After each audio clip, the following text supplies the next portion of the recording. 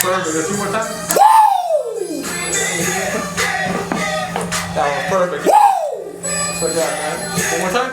No!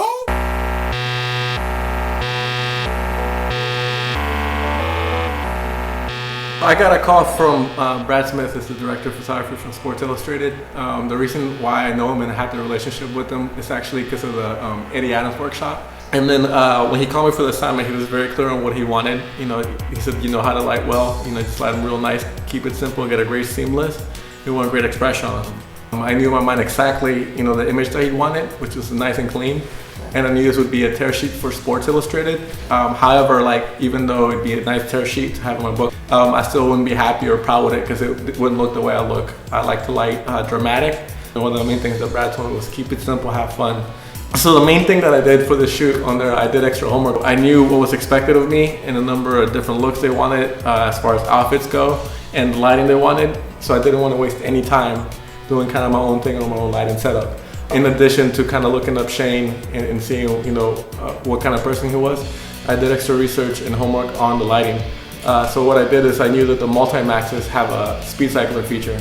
And then I also have a sports camera that can shoot 10 frames a second. So in theory, I knew that was 2 pictures in 200 milliseconds. And I knew there was a multi-max that you could fire off 2 different looks kind of back to back each other. So I drew up a diagram for my assistants to see.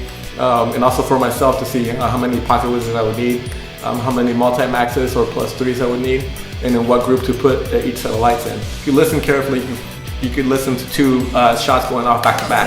It sounds like one, but it goes so fast because it's 10 frames per second. So I did both looks simultaneously. The first look was the one Brad wanted, and the second look was the one I wanted. Shayne Skov was absolutely a pleasure to photograph. He brought some props in. The title on his spread was Revenge of the Nerds. He's a huge Star Wars fan, so he brought in a lightsaber. We also had him dressed up kind of like a Revenge of the Nerds kind of outfit with suspenders and glasses.